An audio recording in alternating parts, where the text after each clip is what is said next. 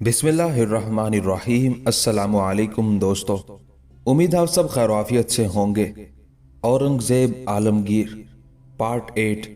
मेवाड़ का राजा महाराणा राज सिंह जो न सिर्फ औरंगजेब आलमगीर के खिलाफ अलमे बगावत खड़ा कर चुका था, बल्कि वो औरंगजेब आलमगीर के खिलाफ मारवाड़ के उन बागी अनासिर की भी मदद कर रहा था जो औरंगजेब के खिलाफ बगावत कर चुके थे। महाराणा राज सिंह अपने कोहिस्तानी सिलसिलों के अंदर एक बहुत बड़ा लश्कर लेकर घात लगा चुका था। कोहिस्तानी सिलसिले के अंदर उसने अपने खाने पीने और जरूरत की हर चीज के जखायर जमा कर रखे थे। इसके अलावा उसने अपने छोटे छोटे दस्ते मुकर्रर कर रखे थे जो अतराफो इकनाफ में उसके हामी इलाकों से उसे जरूरियात की हर शय पहुंचाते थे। अब मेवाड़ के राजा महाराणा राज सिंह के खिलाफ इस वक्त औरंगजेब आलमगीर का बेटा आजम बरसरे पैकार था। महाराणा राज सिंह ने यह तरीका अपनाया हुआ था कि कभी कभी मौका मिलते ही वो कोहिस्तानी सिलसिले से निकलता, मुसलमानों के लश्कर पर हमलावर होता और उन्हें नुकसान पहुंचाकर वापस कोहिस्तानी सिलसिले के अंदर चला जाता। इस तरह उसने तहिया कर रखा था कि वक्फा वक्फा से औरंगजेब आलमगीर के लश्कर पर वो शब खून मारते हुए उनकी तादाद कम करता रहेगा और उन्हें इस कदर मजबूर कर देगा कि वो अपना बोरिया बिस्तर उठाकर वापस जाने पर मजबूर हो जाएंगे। और जब ऐसा होगा तो फिर अपनी हुकूमत अपने सारे इलाकों में बहाल कर देगा और खुलकर औरंगजेब आलमगीर के खिलाफ मारवाड़ के बागियों और सरकशों की मदद भी करेगा। मारवाड़ में उस वक्त सरकर्दा दुर्गा दास था जिसने और चंद राजाओं को अपने साथ मिला रखा था और औरंगजेब आलमगीर का बेटा उनके खिलाफ बरसरे पैकार था। अकबर की मदद के लिए औरंगजेब आलमगीर ने अपना एक सरकर्दा सालार तहवर खान भी उसकी मदद के लिए भेजा हुआ था। औगर खान जब अपने हिस्से के लश्कर के साथ औरंगजेब आलमगीर के बेटे आजम शाह के पास पहुंचा तो आजम शाह उसकी सलाहियतों से वाकिफ था। उसने उसका बेहतरीन इस्तकबाल किया और फैसला किया कि औगर खान के मशवरे के बगैर कोई कार्रवाई नहीं की जाएगी। मेवाड़ पहुंचने के बाद चंद दिनों तक औगर खान ने अपने मुहाफिज दस्तों के साथ सारे इलाके का जायजा लिया। कोहिस्तानी सिलसिले के अंदर दाखिल होने दर्रों और जहां जहां से मेवाड़ के राजा राज सिंह को कोहिस्तानी सिलसिले के अंदर रसद और कुमक पहुंचती थी, उनका भी बगौर जायजा लेता रहा। इस सारी कार्रवाई की तकमील के बाद एक रोज औगर खान औरंगजेब के बेटे आजम शाह के खेमे में दाखिल हुआ। उस वक्त आजम शाह के पास कुछ छोटे सालार भी बैठे हुए थे। औगर खान जब कमरे में दाखिल हुआ तो सब ने अपनी जगह से उठकर बेहतरीन अंदाज में उसका इस्तकबाल किया। आगे बढ़कर सबसे औगर खान ने मुसाफा किया। जब आजम शाह अपनी जगह पर बैठ गया तब औगर खान भी बैठा। उसके बाद बाकी छोटे सालार भी नशिस्तों पर हो बैठे। कुछ देर तक खेमे में खामोशी रही। उसके बाद गुफ्तगू का आगाज औगर खान ने किया। आजम शाह की तरफ देखते हुए वो कहने लगा, मेरे अजीज व मोहतरम भाई, इन इलाकों में आने के बाद महाराणा राज सिंह से निमटने के लिए जो कार्रवाई मैं करना चाहता था अब उसकी मैं तकमील कर चुका हूँ। महाराणा राज सिंह से निमटने के लिए मैं जिस रद्द अमल को अमली सूरत देना चाहता हूँ इस पर पहले मैं आपसे गुफ्तगू करना चाहता हूँ ताकि मेरा हर अमल आपकी निगाह में रहे। यहाँ तक कहते कहते औगर खान को रुक जाना पड़ा, इसलिए कि आजम शाह उसकी तरफ गौर से देखते और किसी कदर मुस्कुराते हुए कहने लगा, औगर खान मेरे भाई, तुम किस किस्म की गुफ्तगू कर रहे हो? तुम्हारे आने से महाराणा राज सिंह के खिलाफ जो हमारे लश्करियों को तकवियत मिली है उसे मैं बयान नहीं कर सकता। तुम्हारी आमद से पहले छोटे सालार तुम्हारी ही तारीफ कर रहे थे कि जब से तुम यहाँ आए हो महाराणा राज सिंह ने हम पर शब खून मारने की जुर्रत नहीं की है। मेरे भाई, महाराणा राज सिंह से निमटने के लिए जो भी तुम अमली कदम उठाओगे यूं जानो उससे हम मुकम्मल तौर पर इत्तेफाक और ताउन करेंगे। बोलो तुम क्या कहते हो? औगर खान मुस्कुराया, कहने लगा, सबसे पहला कदम मैं ये उठा रहा हूँ कि अपने तेज रफ्तार मुतहर्रिक और जान पर खेल जाने वाले मुखबिर में इन कोहिस्तानी सिलसिलों के अंदर फैला रहा हूँ। वो हमें महाराणा राज सिंह के एक एक लम्हे की खबर देते रहेंगे। इसके बाद मैं देखूंगा कि महाराणा राज सिंह कोहिस्तानी सिलसिले से निकलकर कैसे हम पर शब खून मारता है। उसने ये ठान रखी थी कि आहिस्ता आहिस्ता शब खून का खेल खेलते हुए वो मुसलमानों के लश्कर की तादाद कम करता चला जाएगा और मुसलमानों को यहाँ से भागने पर मजबूर कर देगा। लेकिन अब हम जवाबी कार्रवाई करते हुए उसे कोहिस्तानी सिलसिले से भागने पर मजबूर कर देंगे। मेरा पहला कदम अपने मुखबिरों और इतलागरों को मुतहर्रिक करना है। जब अपने मुखबिरों के जरिए महाराणा राज सिंह और उसके छोटे छोटे उन लश्करों की खबर हम तक पहुंचना शुरू हो जाएंगी जो इधर उधर मुतहर्रिक होकर अपने लिए रसद और कुमक का सामान हासिल करते हैं, तब मैं उनके खिलाफ हरकत में आऊंगा। फिर मैं देखूंगा महाराणा राज सिंह कैसे सरकशी और बगावत तर्क करने पर मजबूर नहीं होता। अब तक जो मैंने अंदाजा लगाया वो ये है कि इस कोहिस्तानी सिलसिले के चारों तरफ महाराणा राज सिंह के हामी लोग हैं। ये इलाका उसका अपना है, लिहाजा ये अमर तयशुदा है कि लोग उसकी हिमायत करेंगे। लेकिन वो जो आए दिन की सरकशी और बगावतों से तंग है, वो बज़ाहिर तो राज सिंह की हिमायत की बात करते हैं, लेकिन दिली तौर पर वो अपने शहंशाह की हिमायत और हमदर्दी का दम भरते हैं। यहाँ तक कहने के बाद ओगर खान रुका, फिर अपनी बात को आगे बढ़ाता हुआ वो कह रहा था, आजम शाह मेरे अजीज भाई, लश्कर का वो हिस्सा जो मैं अपने साथ लेकर आया हूँ, वो इससे पहले बहुत से मौके पर मेरे साथ काम कर चुका है। मेरे हमलावर होने और जंगी तरीकों से वो पूरी तरह वाकिफ और आगाह है। जो लश्कर पहले से आपके पास है, वो भी गुज़िश्ता कई माह से आपके पास काम कर रहा है। अब महाराणा राज सिंह से निपटने का तरीका ये होगा कि जो लश्कर आपके पास है वो आपके पास ही रहेगा और आप पड़ाव की हिफाजत करते रहें। जिस कदर लश्कर आपके पास है उसे 2 हिस्सों में तकसीम कर दिया जाएगा। आने वाली शब को आप अपने लश्करियों के जरिए अपने पड़ाव के कोहिस्तानी सिलसिले की तरफ बड़े बड़े गढ़े और खंदके और मोर्चे खुदवा लें। यहाँ आने के बाद मुझे खबर हुई है कि महाराणा राज सिंह कोहिस्तानी सिलसिले से निकलकर शब खून मारने के अलावा कई बार दिन के वक्त भी अचानक हमलावर होता रहा है। पड़ाव के सामने कोहिस्तानी सिलसिले की तरफ जो खंदकें और मोर्चे आप खुदवाएंगे, उनसे यह काम लिया जाएगा कि जब आप अपने लश्कर को 2 हिस्सों में तकसीम कर देंगे तो लश्कर का एक हिस्सा पड़ाव में रहा करेगा, दूसरा हिस्सा दिन के वक्त मोर्चों के अंदर मुस्तैद रहा करेगा। मोर्चों और खंदकों के अंदर तीरों के ढेर लगा दिए जाएंगे। दिन के वक्त जो ही महाराणा राज सिंह कोहिस्तानी सिलसिले से निकलकर हमलावर होने की कोशिश करे, उसे और उसके साथियों को तीरों से छलनी कर दिया जाए।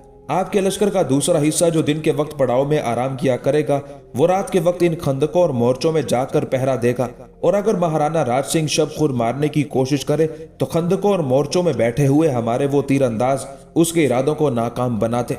यहाँ तक कहने के बाद ओगर खान फिर रुका, दोबारा आजम की तरफ देखते हुए कहने लगा, जहां तक मेरा और इस लश्कर का ताल्लुक है, जो मेरे साथ काम करेगा तो मैं कल सुबह ही सुबह अपने हिस्से के लश्कर के साथ यहाँ से पीछे हट जाऊंगा और चारों तरफ यह खबर फैला दी जाएगी कि ओगर खान जो लश्कर लेकर आया था, उसे लेकर वो वापस किसी दूसरे महाज की तरफ चला गया है।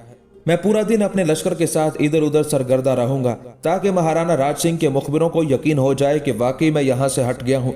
लेकिन जो ही सूरज गरूब होगा, तारीखियां फैलेगी, मैं पलटूंगा और बड़ी तेजी से वापस इन इलाकों का रुख करूंगा। अब मैं दिन के वक्त तो अपने लश्कर के साथ पड़ाव में पड़ा रहूंगा, किसी को खबर तक ना होगी कि ओगर खान यही है। रात के वक्त मैं अपनी कार्रवाई पर निकला करूंगा। मैं कोहिस्तानी सिलसिले के उन दर्रों पर निगाह रखूंगा जहां से रसद और कुमक का सामान कोहिस्तानी सिलसिले के अंदर महाराणा राज सिंह को पहुंचता है। जो ही मैंने कोई ऐसा काफिला देखा जो सामान लेकर महाराणा राज सिंह की तरफ जा रहा होगा, मैं उस पर हमलावर होकर उस सारे काफिले का तो काम तमाम कर दूंगा। काफिले के लोगों की जगह मेरे लश्करी वो सामान लेकर कोहिस्तानी सिलसिले के अंदर दाखिल होंगे। महाराणा राज सिंह को यही तासुर दिया जाएगा कि उसको जरूरत का सामान पहुंचाने वाले लोग कोहिस्तानी सिलसिले में दाखिल हुए हैं। जहां जहां महाराणा राज सिंह ने अपनी पनाहगाहें बना रखी हैं, मेरे आदमी वहां पहुंच जाएंगे। कोहिस्तानी सिलसिले के अंदर आगे बढ़ते हुए मेरे वो आदमी शहराओं के किनारे अतराफ में महाराणा राज सिंह का जो भी आदमी मिलेगा उसे मौत के घाट उतारते चले जाएंगे, ताकि महाराणा राज सिंह के मुखबिर बदलती हुई सूरत हाल से उसे आगाह ना कर सकें। रात के वक्त जब मेरे ही आदमी सामान लेकर उस जगह पहुंचेंगे जहां महाराणा राज सिंह ने घात लगा रखी है, फिर महाराणा के लिए यह मुसीबत उठ खड़ी होगी। काफिले वालों में से 1-2 को जिंदा रखा जाएगा, जो मेरे लश्करियों की रहनुमाई करते हुए महाराणा राज सिंह की पनाहगाहों तक रहबरी करेंगे, और अपने उन साथियों के पीछे पीछे मैं भी बाकी लश्कर के साथ कोहिस्तानी सिलसिलों के अंदर दाखिल हो जाऊंगा। मैं कोशिश करूंगा कि इस अंदाज से महाराणा राज सिंह के अड्डे पर हमलावर हूं कि महाराणा को अपनी जान बचाने के लिए कोहिस्तानी सिलसिले से उस सम्त से बाहर निकलना पड़े जहां आपके लश्कर का पड़ाव होगा। लिहाजा जो ही आपके वो लश्करी जो खंदकों के अंदर बैठे होंगे वो कोहिस्तानी सिलसिले से निकलने वालों पर तीर अंदाजी करते। इस तरह मेरा अंदाजा है कि महाराणा राज सिंह को हम अपने सामने बहुत जल्द जेर करने में कामयाब हो जाएंगे।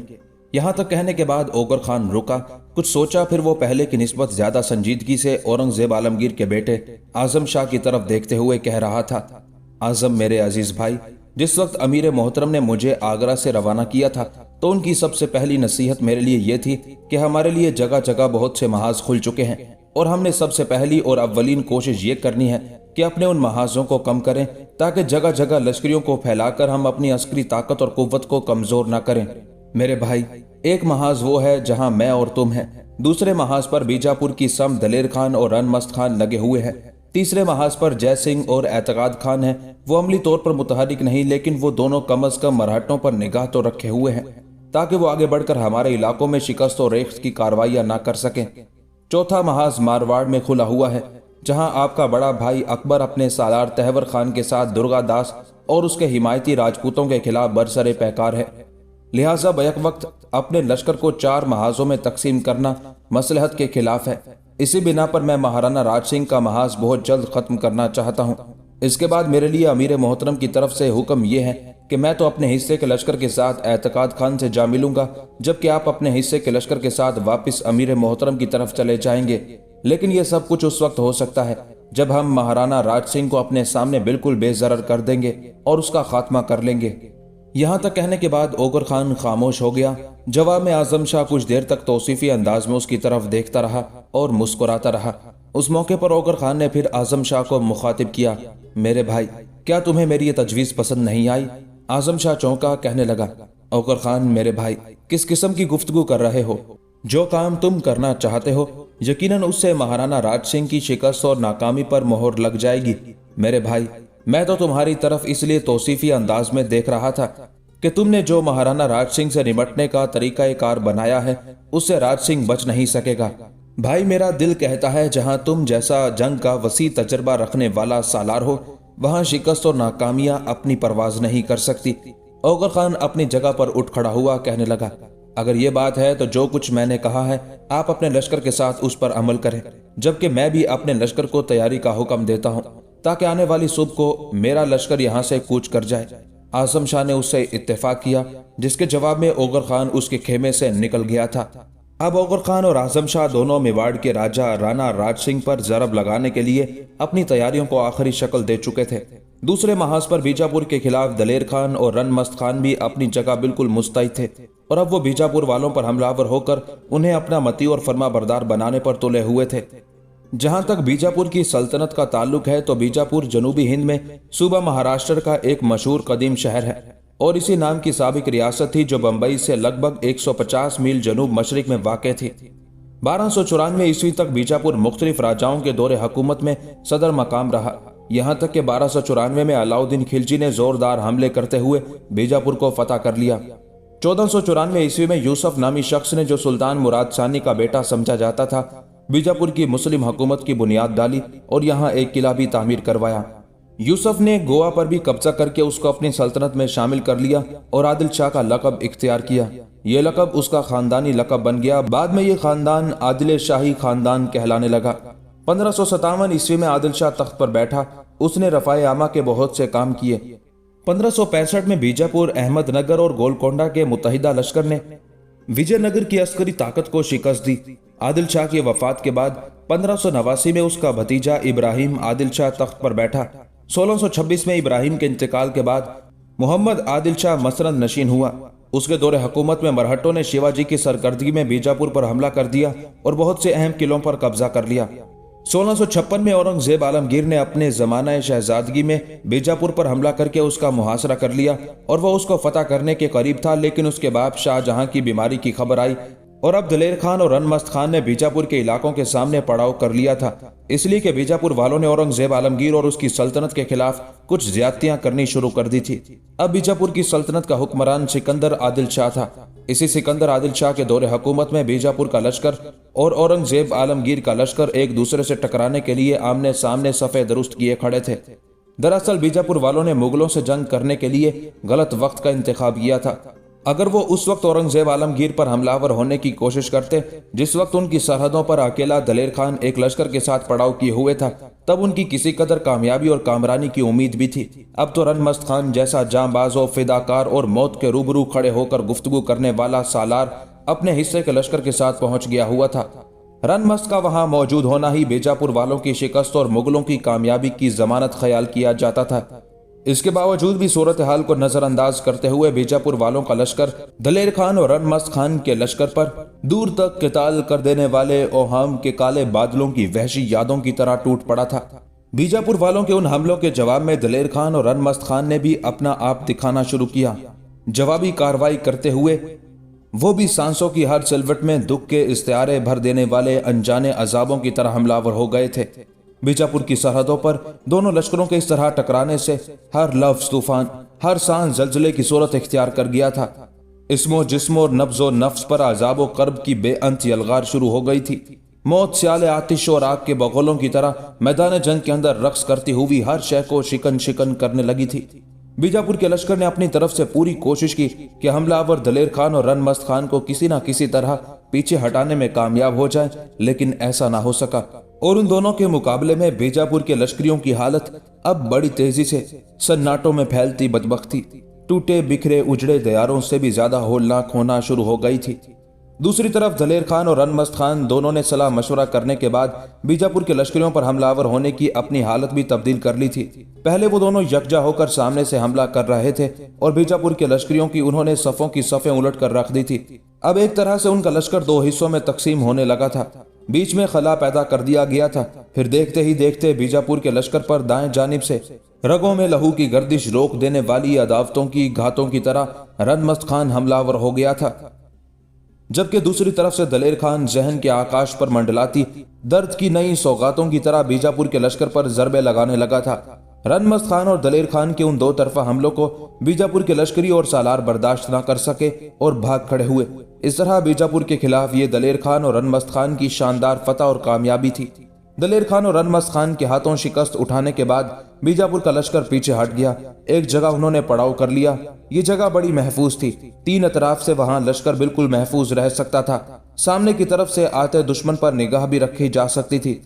اس جگہ بیجاپور کی سلطنت کے حکمران سکندر عادل شاہ کا مختار کار صدی مسعود لشکرگاہ میں پہنچا۔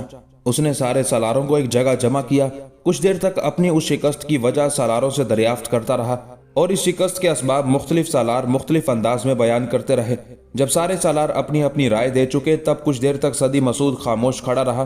اس کے بعد اپنے سالاروں سے مخاطب کرتے ہوئے کہنے لگا، میرے عزیزو، اس سلسلے میں سکندر عادل شاہ سے گفتگو کر کے آیا ہوں۔ مغلوں کے ہاتھوں ہماری یہ شکست ہمارے لیے بدنامی اور لعنت کا ایک داغ ہے اور ہم نے ہر صورت میں اسے دھونا ہے۔ اپنے حکمران سے جو مشورہ میں نے کیا ہے وہ بھی میں تمہارے سامنے پیش کرتا ہوں، اگر تم اس سے اتفاق کرو تو اسے عملی صورت دی جائے گی۔ ہم نے جو فیصلہ کیا ہے وہ یہ کہ تیز رفتار قاصد شیواجی کی طرف روانہ کیے جائیں۔ ان قاصدوں کے ذریعے شیواجی کو یہ ترغیب دی جائے کہ وہ ہمارے ساتھ مغلوں کے خلاف معاہدہ کر لے۔ اگر مغل شیواجی پر حملہ آور ہوں گے تو ہم مغلوں کے خلاف شیواجی کی مدد کریں گے اور اپنے لشکریوں کے ساتھ شیواجی کے پہلو سے پہلو ملا کر مغلوں سے اس کی حفاظت کریں گے، اور اگر مغل ہم پر حملہ آور ہونے کی کوشش کریں تو شیواجی اپنی پوری طاقت اور قوت کے ساتھ ہم سے آن ملے گا اور ہمارے ایک حلیف کی حیثیت سے مغلوں کے خلاف جنگ کرے گا۔ بیجاپور کے سارے سالاروں نے صدی مسعود کی اس تجویز سے اتفاق کیا اور اس اتفاق رائے پر صدی مسعود بڑا خوش ہوا تھا۔ اسی وقت اس نے مغلوں کے خلاف مرہٹوں سے معاہدہ کرنے کے لیے تیز رفتار قاصد شیواجی کی طرف روانہ کر دیا تھا۔ منزل پر منزل مارتے ہوئے یہ قاصد ایک روز شیواجی کی خدمت میں حاضر ہوا۔ جب صورتحال سے شیواجی کو آگاہ کیا تو شیواجی نے اپنے سارے سالاروں کو اپنے پاس بلا لیا۔ اس کے بعد جو قاصد صدی مسعود نے بھیجا تھا اس نے اپنا مدعا بیان کیا۔ اس قاصد کی زبان سے صدی مسعود کی پیشکش کو سن کر شیواجی بڑا خوش ہوا۔ وہ تو پہلے ہی یہ چاہتا تھا کہ مسلمان آپس میں تقسیم ہو جائیں اور اس طرح ان کی طاقت و قوت کمزور ہو اور وہ ایک ایک پر ضرب لگا کر ہندوستان کے اندر اپنی حکومت قائم کرنے میں کامیاب ہو جائے۔ اس موقع پر شیواجی کچھ دیر تک اپنے سالاروں سے مشورہ کرتا رہا۔ اس کے بعد جو قاصد صدی مسعود نے بھیجا تھا اسے مخاطب کر کے کہنے لگا، جو پیشکش تم ہمارے لیے لے کر آئے ہو اسے ہم باخوشی قبول کرتے ہیں۔ مغل اس وقت صرف بیجاپور کی سلطنت کے خلاف ہی حرکت میں نہیں آئے ہوئے، ان کی ترک و تاز کا شکار میواڑ کا راجہ مہارانا راج سنگھ بھی بنا ہوا ہے۔ مارواڑ کے حکمران بھی ان کے حملوں کا ہدف بنے ہوئے ہیں۔ وہاں اورنگزیب عالمگیر کا بیٹا اکبر حرکت میں آیا ہوا ہے اور دو خون خوار درندوں کی طرح اعتقاد خان اور جے سنگھ ہم پر نگاہیں جمائے ہوئے ہیں۔ جو ہی ان دونوں کو موقع ملا ہم پر چڑھ دوڑیں گے۔ فی الحال ہم انہیں ایسا کرنے کا موقع ہی فراہم نہیں کر رہے۔ ہم اس وقت تک ان کے خلاف نہیں اٹھیں گے جب تک ہمیں یقین نہیں ہو جاتا کہ ہماری طاقت اور قوت ایسی ہو گئی ہے کہ ہم بیک وقت اعتقاد خان اور جے سنگھ کو شکست دے سکتے ہیں۔ بہرحال تمہارے صدی مسعود نے جو پیشکش ہمیں کی ہے اسے ہم قبول کرتے ہیں۔ تم چند روز تک ہمارے ہاں قیام کرو، سستاؤ اور آرام کرو۔ اس کے بعد واپس جا کر اپنے حکمرانوں سے کہنا کہ جو پیشکش انہوں نے ہم سے کی ہے وہ ہمارے اور ان کے درمیان ایک مقدس عہد نامہ ہوگا۔ آج کے بعد جب کبھی بھی مغل بیجاپور والوں پر حملہ آور ہونے کی کوشش کریں گے تو ہم اپنے لشکر کو لے کر نکلیں گے اور مغلوں پر حملہ آور ہوتے ہوئے بیجاپور والوں کی مدد کریں گے، اور جب کبھی مغل ہمیں اپنا ہدف بنائیں گے تو پھر بیجاپور والوں پر بھی یہ فرض عائد ہو جائے گا کہ وہ مغلوں کے خلاف فوراً ہماری مدد کے لیے نکلیں۔ شیواجی کا یہ جواب سن کر بیجاپور کی سلطنت کا قاصد خوش ہو گیا تھا اور شیواجی کے کہنے پر اس نے 2 دن وہاں قیام کیا۔ اس کے بعد وہ بیجاپور کی طرف روانہ ہو گیا تھا۔ अब एक अहद नामे के जरिए शिवाजी और बीजापुर की सल्तनत का मुगलों के खिलाफ इत्तेहाद हो गया था। राधिका और उसका भाई किशन सिंह दोनों अपने घोड़ों को सर पर दौड़ाते हुए एक रोज दरियाए गोदावरी के किनारे एक सराय में दाखिल हुए। सराय का मालिक गोपाल सिंह उस वक्त सराय के सहन में था और उसने राधिका और किशन सिंह दोनों को सराय में दाखिल होते देख लिया था और उन्हें देखते ही उसके चेहरे पर मुसरत और हैरत के मिले जुले जज्बात बिखर गए थे। अपने कुछ कारिंदों को उसने हुक्म दिया जो भागते हुए आगे बढ़े और उन्होंने राधिका और किशन सिंह से उनके घोड़ों की बागें ले ली। राधिका और किशन सिंह ने अपने घोड़ों से लटकती हुई खुरजीनें उतार ली। इतनी देर तक गोपाल सिंह आगे बढ़ा। पहले पुरजोश अंदाज में किशन सिंह से बगलगीर होकर मिला, फिर राधिका का गाल थपथपाया, उसके सर पर हाथ फेरा, फिर किसी कदर ताज्जुब से दोनों की तरफ देखते हुए कहने लगा, मेरे अजीज बच्चों, तुम दोनों बहन भाई का यूं मेरी तरफ आना बगैर किसी वजह के नहीं है। देखो, पहले मेरे साथ आओ, फिर मैं तुम्हारे साथ तफसील के साथ गुफ्तगू करता हूँ। राधिका और किशन सिंह को गोपाल सराय में अपने जाती कमरे में ले गया। तीनों जब नशिस्तों पर बैठ गए तब गोपाल सिंह के पूछने पर किशन सिंह ने उसके पास आने की वजह तफसील के साथ कह दी थी। तफसील जानने के बाद गोपाल सिंह थोड़ी देर तक सोचों में डूबा रहा, फिर कहने लगा, शिवाजी के सालार संत को ऐसा नहीं करना चाहिए था। किसी को जबरदस्ती अपना जीवन साथी बनाना जेब नहीं देता, और फिर राधिका को अपनी जिंदगी का साथी बनाते वक्त कम से कम संत को यह भी सोचना चाहिए था कि वो राधिका जैसी लड़की के काबिल है। बहरहाल मेरे बच्चों, तुम्हें फिक्रमंद होने की जरूरत नहीं है। इसलिए कि यहाँ तक कहने के बाद गोपाल सिंह को रुक जाना पड़ा, क्योंकि किशन सिंह बोल उठा था, चचा, जो कुछ आप कहना चाहते हैं वो तो बाद में कहिएगा, जो मैं कहना चाहता हूँ वो सुने।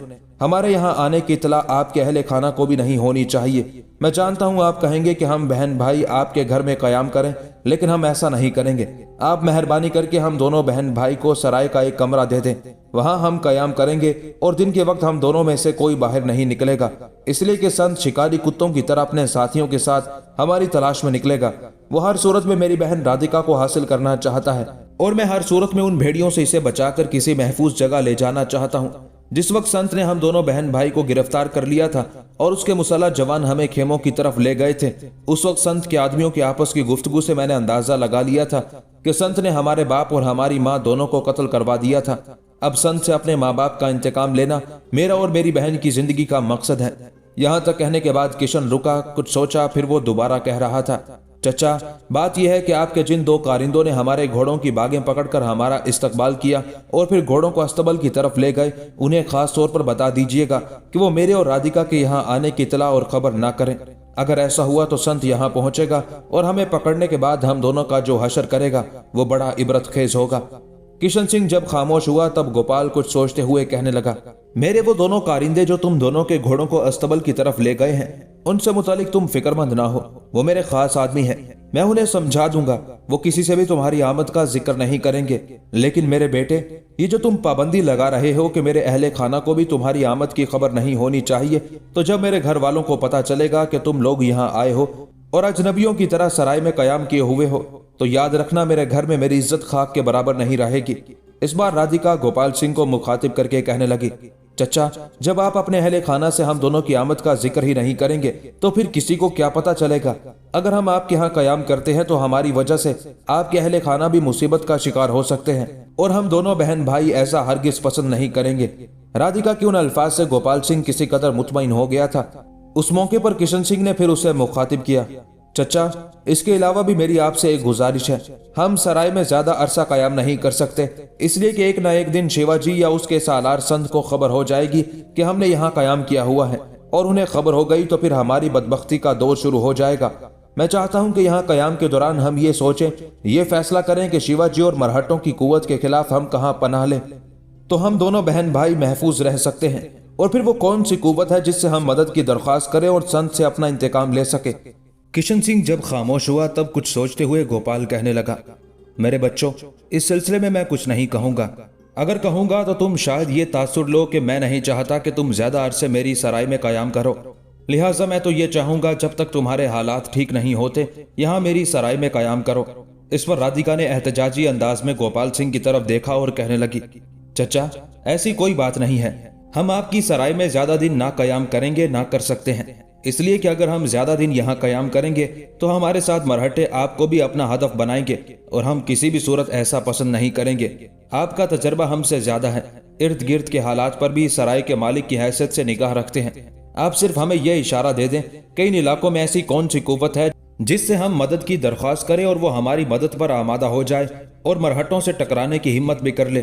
رادھیکا کے ان الفاظ کے جواب میں گوپال سنگھ چند لمحے خاموش رہ کر سوچتا رہا، پھر خوشگوار آواز میں کہنے لگا، رادھیکا میری بیٹی، اس وقت میرے ذہن میں ایک ایسی شخصیت کا نام آتا ہے جو تم دونوں بہن بھائی کی بہترین پناہ گاہ ثابت ہو سکتا ہے، اور وہ ایسا شخص ہے کہ مرہٹوں کی پوری طاقت اور قوت کے سامنے چھاتی تان کر کھڑا ہو سکتا ہے۔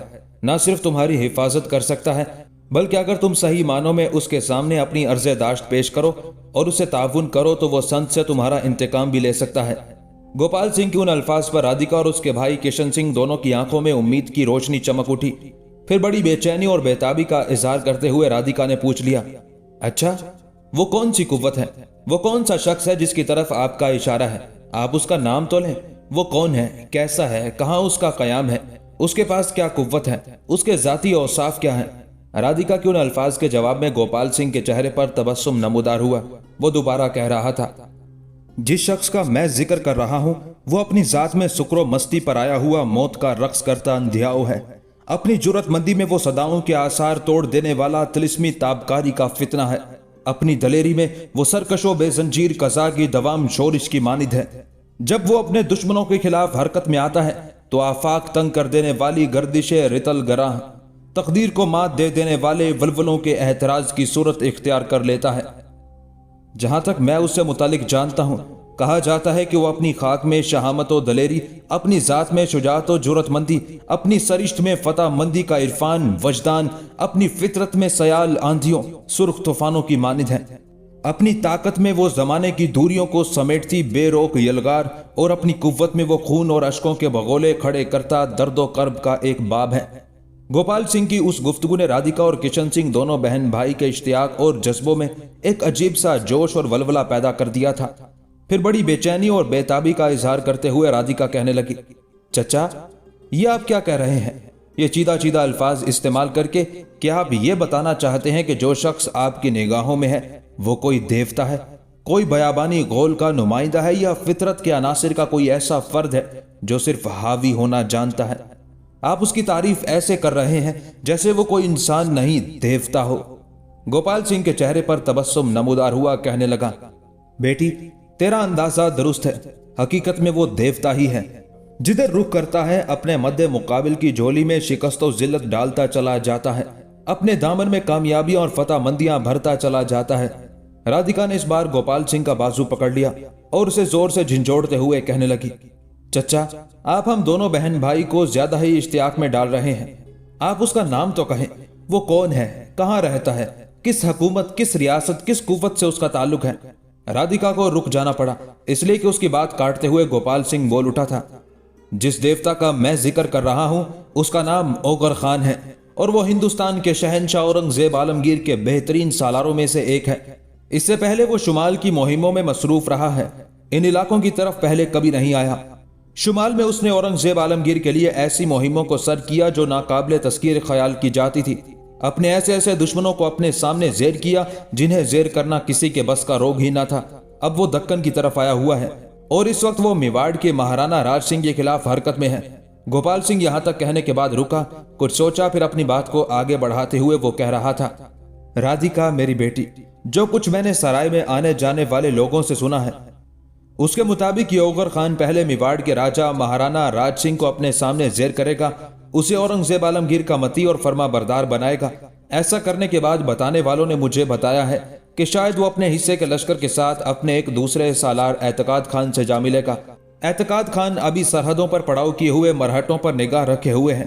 جو ہی اوغر خان اپنے لشکر کے حصے کے ساتھ اعتقاد خان سے آن ملے گا تو سنا ہے یہ دونوں سالار پھر مل کر مرہٹوں کے خلاف حرکت میں آئیں گے۔ بیٹی میں تمہیں ضمانت دیتا ہوں کہ اگر کسی بھی موقع پر یہ اوغر خان مرہٹوں کے خلاف حرکت میں آ گیا تو مرہٹوں کو ساحل سمندر تک اوغر خان کے سامنے چھپنے کی کوئی جگہ اور کوئی پناہ گاہ دکھائی نہ دے گی۔ بیٹی اس بنا پر میں تم دونوں سے یہ کہوں گا کہ فی الحال میری سرائے میں قیام رکھو۔ ان دنوں ویسے بھی تم دونوں بہن بھائی کا سرائے سے باہر نکل کر کہیں جانا تمہارے لیے خطرناک ثابت ہو سکتا ہے، اس لیے کہ مرہٹوں نے تم دونوں بہن بھائی کو پکڑنے کے لیے چاروں طرف اپنے مخبر، اپنے جاسوس پھیلا رکھے ہوں گے، لہٰذا جو ہی تم باہر نکلے تمہاری یہاں موجودگی کی اطلاع کر دی جائے گی۔ اس کے بعد مرہٹے تمہیں کہیں جانے نہیں دیں گے۔ میرے بچوں یہ سرائے ہے، یہاں بھانت بھانت کے آدمی آتے ہیں، چاروں طرف کی خبریں یہاں ہر روز پہنچتی ہیں۔ جب ہمیں پتہ چلے گا کہ اوغر خان مہارانا راج سنگھ کی مہم کو سر کرنے کے بعد اعتقاد خان کی طرف آ گیا ہے تو تم دونوں بہن بھائی بھی یہاں سے نکل کر اوغر خان کی طرف چلے جانا۔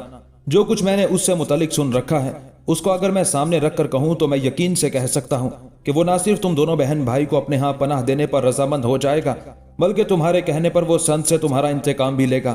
اب بولو تم دونوں بہن بھائی کیا کہتے ہو؟ گوپال سنگھ جب خاموش ہوا تو دونوں بہن بھائی کچھ دیر خاموش رہ کر سوچتے رہے۔ پھر کشن سنگھ نے اسے مخاطب کیا، چچا تم نے نشاندہی تو بڑے اچھے شخص کی ہے، جو صفات تم نے اس کی بیان کی ہیں اگر وہ واقعی ان صفات پر پورا اترتا ہے تو مجھے امید ہے کہ وہ نہ صرف ہماری بہترین پناہ گاہ ثابت ہوگا بلکہ سنت کے مقابلے میں ہماری مدد بھی کرے گا۔ اب آپ یہ بتائیں کہ کیا آپ جانتے ہیں کہ وہ کون ہے؟ جواب میں گوپال سنگھ مسکرایا اور کہنے لگا، وہ ذات کا ترک ہے، جب وہ اپنے دشمنوں کے مقابل آتا ہے تو مد مقابل کو شکست دیے اور اپنے سامنے رگیدے بغیر لوٹنے کا نام نہیں لیتا۔ اس بار گوپال سنگھ کی بجائے اس کی بہن رادھیکا بول اٹھی، محترم گوپال سنگھ، جو باتیں آپ نے کہی ہیں وہ میرے دل میں اتر چکی ہے۔ آپ کی تجویز کے مطابق ہم دونوں بہن بھائی کچھ دن آپ کی سرائے میں قیام کریں گے، اور جب ہمیں اطلاع ملے گی کہ اوغر خان مہارانا راج سنگھ کی مہم سے فارغ ہونے کے بعد دوسرے سالار اعتقاد خان کی طرف آیا ہے تو ہم بھی کسی مناسب موقع پر نکل کر اوغر خان کی طرف روانہ ہو جائیں گے۔ رادھیکا کے ان الفاظ سے گوپال سنگھ بھی خوش ہو گیا تھا۔ پھر اپنی جگہ پر اٹھا اور ان دونوں بہن بھائی کو مخاطب کر کے کہنے لگا، میں جانتا ہوں تم دونوں بہن بھائی خاصا سفر کر کے آئے ہو، تھکے ہوئے بھی ہو، بھوک بھی محسوس کر رہے ہو۔ میرے ساتھ آؤ، پہلے میں تم دونوں کو تمہارا کمرہ دکھاتا ہوں، ساتھ ہی وہیں تمہارے کھانے کا اہتمام بھی کراتا ہوں۔ گوپال سنگھ کے کہنے پر رادھیکا اور کشن سنگھ دونوں بہن بھائی اٹھ کھڑے ہوئے تھے۔ پھر گوپال سنگھ انہیں اپنی سرائے کے اوپر والے حصے میں ایک علیحدہ اور کونے والے کمرے کی طرف لے جا رہا تھا۔ اوغر خان نے اب ان کوہستانی سلسلوں پر رات کے وقت کڑی نگاہ رکھنی شروع کر دی تھی جن کے اندر مہارانا راج سنگھ نے اپنا مسکن بنا رکھا تھا، جہاں سے نکل کر وہ مسلمانوں کے خلاف گوریلا جنگ کی ابتدا کرتا تھا یا رات کے وقت شب خون مارنے کی کوشش کرتا تھا۔ اب اوغر خان خود اپنے حصے کے لشکر کے ساتھ کوہستانی سلسلے کے اطراف میں سرگرداں رہتا تھا۔ وہاں اس نے طلایہ گر اور مخبر بھی پھیلا رکھے تھے جو لمحے لمحے کی خبریں اس تک پہنچاتے تھے۔ ایک روز جب کہ رات قہر آلود سمندر کی طرح گہری ہو رہی تھی، نیند کی سحر آفنی قوت نے ہر چیز پر غنودگی طاری کر رکھی تھی۔ اندھیرے جھوم کر اٹھتے صاحب کی طرح چاروں طرف پھیل بکھر چکے تھے۔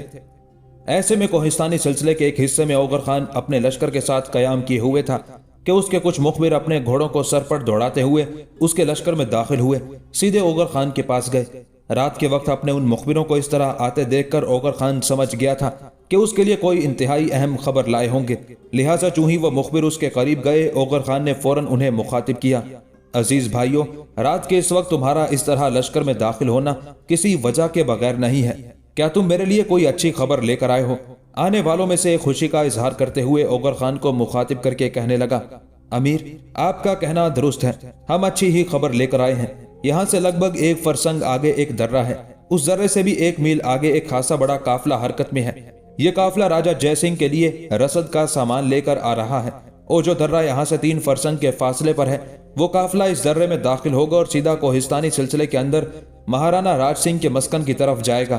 یہ خبر سن کر اوغر خان بے حد خوش ہوا، سارے مخبروں کو باری باری اپنے ساتھ لپٹا کر انہیں شاباش دی، اس موقع پر انہیں انعام و اکرام سے بھی نوازا۔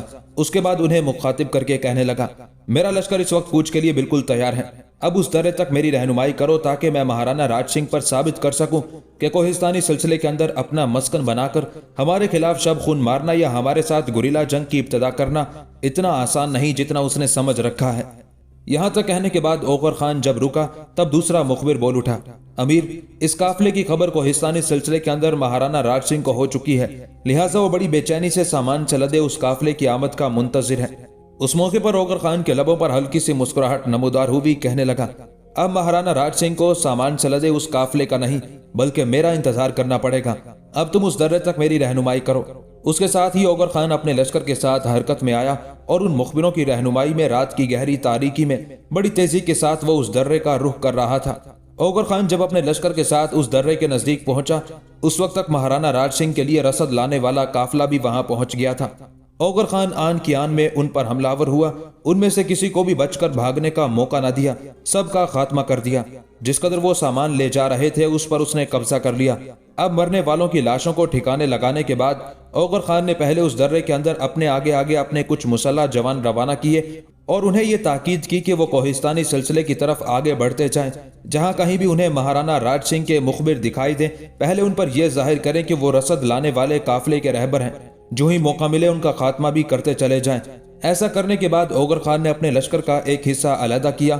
جو سامان وہ قافلے والے لے کر آئے تھے، وہ سارا سامان اپنے لشکر کے اس حصے کے حوالے کرنے کے بعد اسے اپنے آگے آگے روانہ کیا، اور پھر کچھ فاصلہ رکھ کر باقی لشکر کے ساتھ وہ بھی ان کے پیچھے پیچھے درے میں داخل ہو گیا تھا۔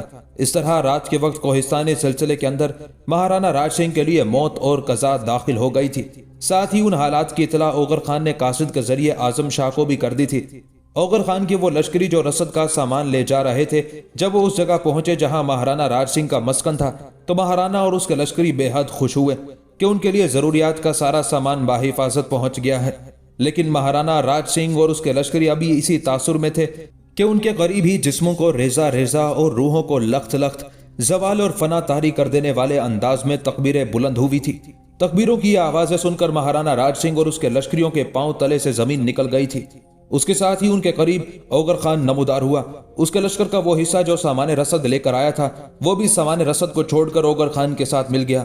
اس طرح اوغر خان اپنے لشکر کے ساتھ کوہستانی سلسلے کے اندر مہارانا راج سنگھ اور اس کے لشکریوں پر وقت کے مجدار میں تغیرات کا باعث بنتی ہیبت ناک صداؤں کی طرح حملہ آور ہو گیا تھا۔ راجپوتوں نے مہارانا راج سنگھ کی سرکردگی میں اپنے آپ کو سنبھال کر اوغر خان کے خلاف کارروائی کرنے کی کوشش کی تھی، لیکن اوغر خان کے حملے ایسے بے باکانہ اور جان لیوا تھے کہ اس وقت تک اوغر خان اپنے حملوں کے باعث ان کی حریم ذات میں درد کی جوئیں رواں طاری کر چکا تھا۔ بڑی تیزی سے اس نے ان پر زخم خوردہ تصورات، بے چینی، بیزاری اور اکتاہٹ کی کیفیت طاری کرتے ہوئے انہیں خاک و خون میں نہلانا شروع کر دیا تھا۔ اپنے مسکن کے اندر مہارانا راج سنگھ نے بار بار کوشش کی کہ اپنے لشکر کو سنبھال کر حملہ آوروں کے خلاف جوابی کارروائی کرے، لیکن اس کی کوئی پیش نہیں جا رہی تھی۔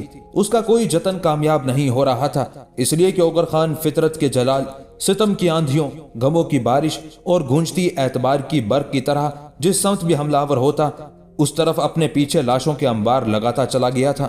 اب رات کی گہری تاریکی میں اوغر خان کے اس طرح حملہ آور ہونے کے باعث مہارانا راج سنگھ کے لشکر کی حالت زیست کی بے ثباتی کے قصوں، مرگ کی راتوں کے نوحوں، نفرت کی آندھیوں میں کراہتی روحوں اور بجھتے دیوں سے بھی زیادہ ابتر ہونا شروع ہو گئی تھی۔